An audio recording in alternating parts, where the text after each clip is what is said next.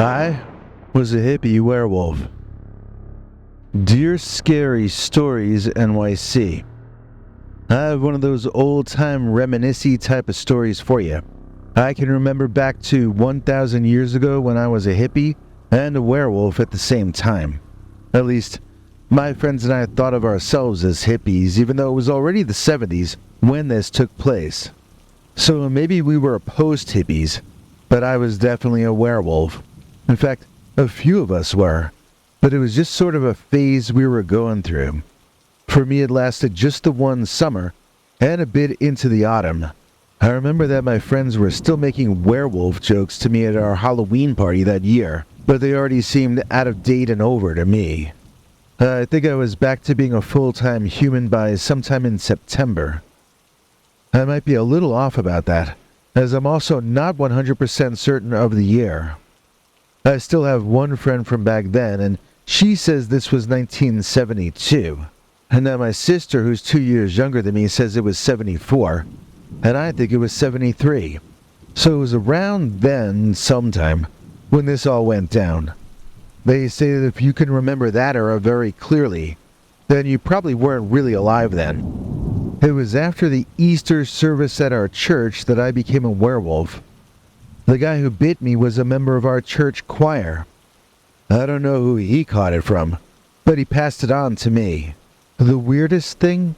Well, one of the weirdest things about it was that he wasn't a werewolf when I caught it from him. Or he didn't look like one. He just looked like himself, you know? So here's how it happened. We had a pastor with long hair who played guitar. He had his hair frizzed out in an afro like Jesus from Godspell, if you know what I mean. It was a nice day, so he led the congregation out onto the lawn between the church and the woods, and he led us in singing hymns out there with him on guitar. After it was over, this boy and I wandered off into the woods together alone. We started making out, and I gave him a hickey, which was my trademark in those days. If I liked a guy back then, I marked him, so that the other girls would know I had claimed him, see? It worked, too, and I only had to beat up one other girl the entire time I was growing up. I never learned how to keep my men from straying, but I had strategies early on to scare other women away from my guys. Anyway, there's one guy, he was cute, but he was overly aggressive, and he actually cut me by accident when he was trying to give me a return favor hickey, you know?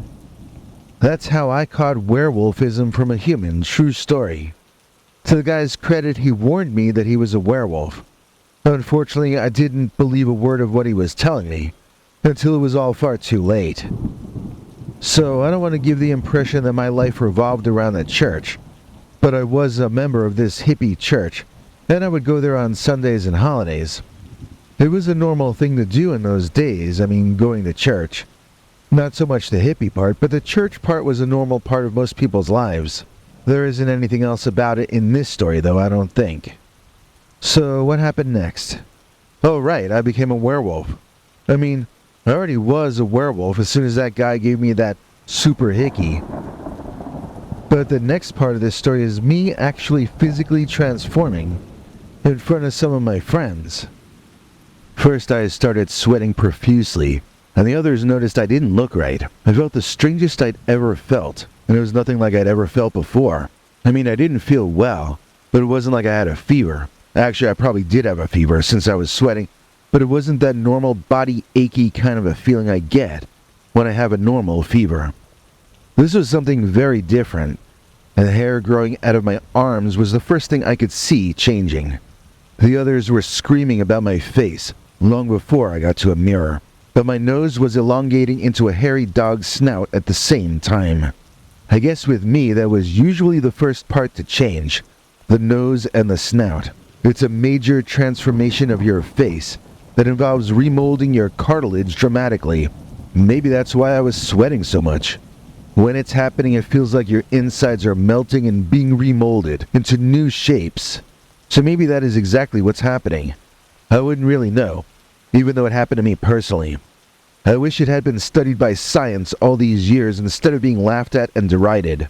I don't know how this change could possibly work, but it did work, and it did transform me physically in front of my friends. While this was happening, one of my roommates was saying the name of that werewolf boy over and over again. She was saying that guy is the one who did this to me, and she was making me scared. He had told me I would become a werewolf, and I just thought he had a weird sense of humor. But now my roommate was saying that he told her the same thing. My friends got me to the woods and I ran off like the wild beast I had suddenly transformed into. I would be back in human form in my bed by the morning. But as for that night, I no longer existed. I was temporarily out of existence, replaced by this big humanoid bitch. I was literally a dog and a woman at the same time. And it's a very hard thing to describe to someone who hasn't lived through this kind of trauma personally. It was kind of a scandal since this was the manifestation of a venereal disease. But my small circle of friends were in on it from the start, and they helped me keep things under control for the 4 or 5 months until it left my system. And it was gone before October, or at least at the beginning of October. So that's not a short time, but certainly not a lifelong curse. I think the reason so few people know about werewolfism is because it's a venereal disease that nobody wants to admit to, or to go to see a doctor about. People keep it a secret until it goes away later in the year. At least that's what happened to me. I don't think this is the only kind of werewolf illness though, so maybe the whole lifetime curse thing from the movies is legitimate. I just wouldn't know. I do know that by the time I was at my worst, I had that guy who bit me telling me that he was over it already. That took a lot of the scariness out of it, knowing that it would be over eventually, and that I just had to find a way to get through this tough time. Without knowing that, I might have given up hope, to be honest. One of my grandchildren says he wants to be a werewolf when he's older, and I try to tell him the truth about it. I certainly wouldn't want him to become a werewolf. I would be very sad if that came to be. I wouldn't stop loving him, and I'd be there for him as much as it would be safe to be, to try to help him get over and past the illness. But I'm never going to tell him or you that being a werewolf is something to aspire to, or to attempt to become. Werewolves are stronger than humans, but that strength is not always under the best control. It's funny, right after I wrote that down, I was arguing against my own argument in my head. After all, there are certainly enough humans who are out of control as well, especially powerful ones. Why should I fear werewolves any more than I fear insane humans? Neither of them understand the proper use of their power. I suppose humans really are just as scary as werewolves, but I found myself most afraid of what I was gonna do when I was in the werewolf form. What act of violence would I perform that I could never atone for? What harm might I cause that I could never undo or make better? For instance, that summer I made life hell for one girl in my neighborhood. She wasn't even someone I disliked. It was just that she liked to go for strolls at night when I happened to be out on the prowl. One night I remember seeing her on her evening constitutional, and I darted through the darkness to reposition myself behind a bush further along on the path she was walking down. When the poor girl got up to where I was, I pounced out of the bushes, ambushing her and growling at her, with my claws aiming for her soft tissue.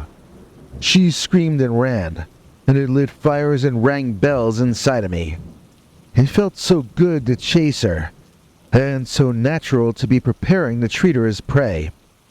It was a feeling of homecoming. It was like returning to proper form, even though I had never hunted in any way in my life. I had never even gone fishing, and yet the instinct to kill for survival had returned to me from somewhere, and I found myself nostalgic for sensations and yearnings that I had never even had before. I was an obnoxious hunter.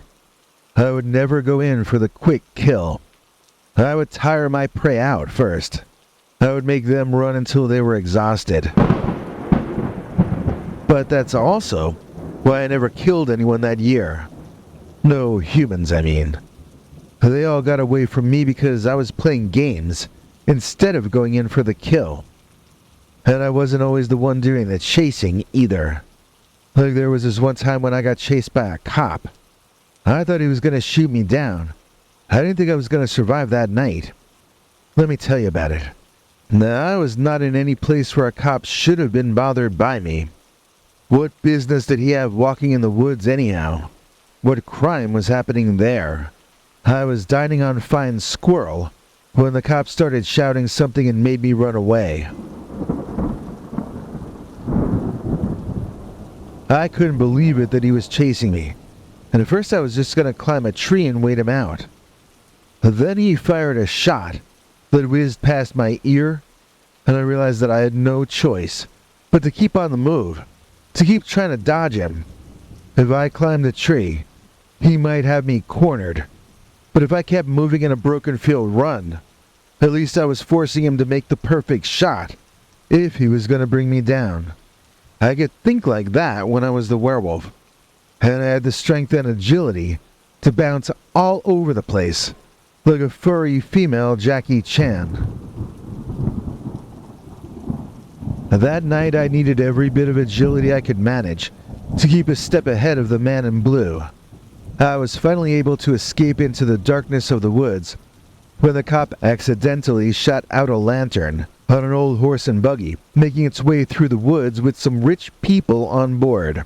When the cop got caught up in being shouted at by some of the more influential personages in our state, I made my way deeper into that darkness, looking for somewhat less influential game to catch for dinner.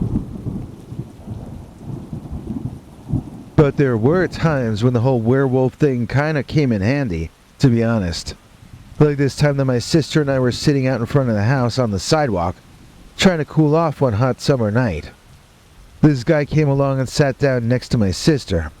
He was way too old for her, and also way too old to be sitting on the curb of a sidewalk in general, I thought. But I waited until my sister gave me the eye, and told me she was getting scared of him, before I did anything about it. The guy put his arm around her and tried to pull my sister closer to him.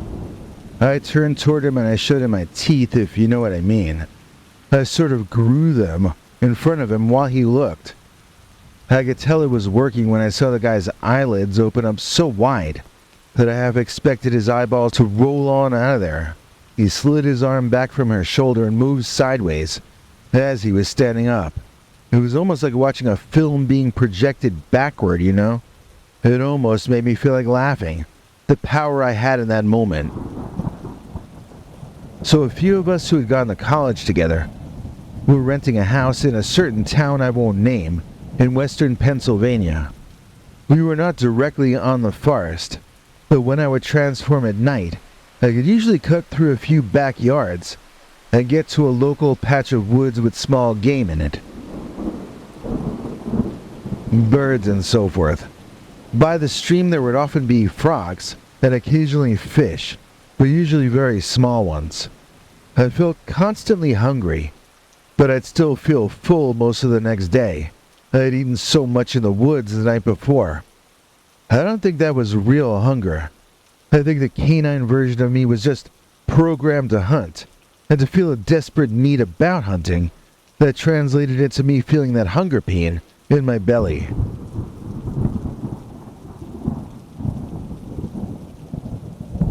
Either that or I really was hungry from the transformation. I know that changing back really took a lot out of me, and I would always need to at least sit down for a few minutes afterward, if not lie down for some sleep. It would make sense that changing into the werewolf would also be exhausting, and that exhaustion might manifest with me feeling hungry. I can't really tell for sure. I'm just going on sense memories, you know? Usually I had a bit of control about the transformations. I don't mean I could stop them once they started, but I could delay them long enough to trot over to the woods before the change got too far along. I could also trigger the change to come earlier, as in the case with that guy who was bothering my sister.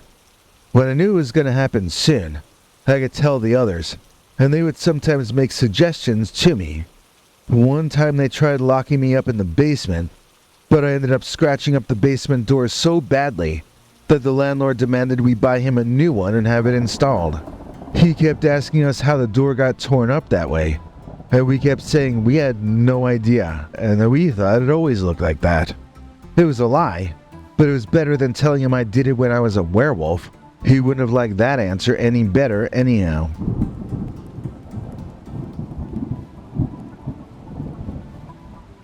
One time, we were watching The Partridge Family when I started feeling like I was going to change into the wolf. Now, we all love The Partridge Family because half of us had the hots for David Cassidy, and the other half felt the same about Susan Day, I think she was called. So I remember standing up in the back of the room, fidgeting all around, trying to slow the change down so that I could wait until I'd seen David Cassidy as Keith Partridge, singing the song they always had at the end of the episode.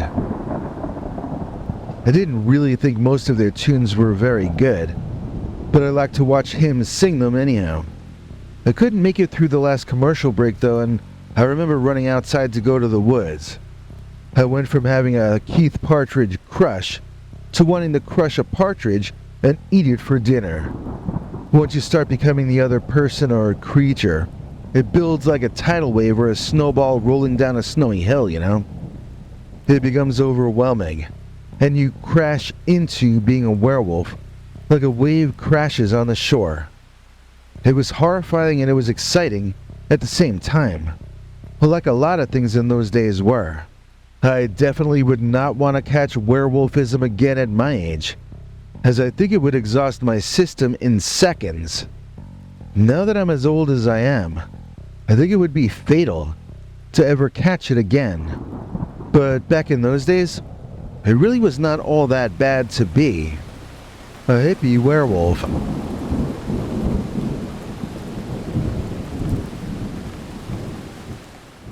Hi folks, it's me, Henry Lee Dogman, and no car can catch me because I am DOGMAN-FAST. Now you can be too with these new DOGMAN-FAST CREW SOX, available at the link in the description. See, there's a picture of me, looking very muscular, on the sides of the socks, running right along with you. Suitable for jogging, suitable for racing, but also just for standing or sitting, as they do keep your feet warm on those cold evenings coming soon. DOGMAN-FAST CREW SOX, available right now from Scary Stories NYC. Use secret code DOGMAN23 at checkout to get 10% off your order. And now here is your old pal Bigfoot to let us know who tonight's executive producer is.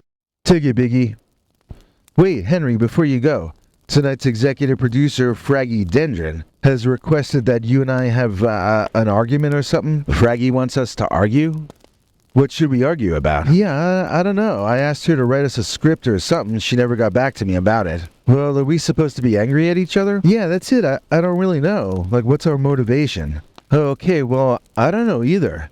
You know, this animation part takes a lot longer to produce than any of the rest of the show. If we don't actually have anything to say, I think we should just end the segment. Yeah, but Fraggy's really nice to us, and she doesn't make that many requests. So I don't see why you can't just cooperate and maybe crack some clever Dogman jokes or something. You know, to entertain the folks. What's a Dogman joke? You mean like a hairy Dogman joke? Well, I think she's looking for witty banter. From us? No, seriously, what do you think she wants? You know, if I had Dr. Death here, I bet he would be a lot funnier. And more charming than you're being. Oh, you think so, huh? Yes, I do. You think so? Well, yes, I do think so. Well, why don't you get Dr. Death to read the long outro I usually read for you, huh? Why do you do that if he's so much better than me? Oops. I guess he quit the show. Well, we can't continue without Henry, so I guess that means the series is over. This was the last episode, so I hope you enjoyed it. Just kidding, here's Henry to explain the whoosy and the whatnot. Hank? Thanks, Biggie. And thanks to all of you for watching this far. If you liked it, please click like. If you'd like to see more of our work, please subscribe. And also click that bell icon if you'd like to be notified when we put out a new episode. To become an executive producer, you can donate to us through the thanks button under each of our videos, or through our paypal.me/PeterBernard209 page.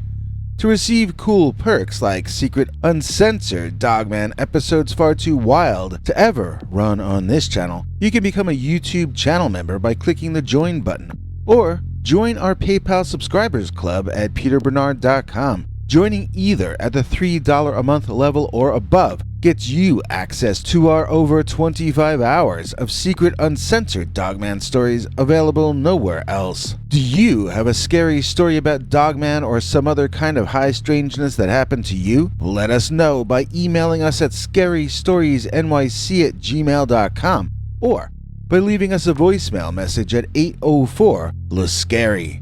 You may need to call back on that when it cuts off after I think 3 minutes. And if you don't want to do any of that stuff, thank you for simply watching to the end. Good night, and have a scary tomorrow.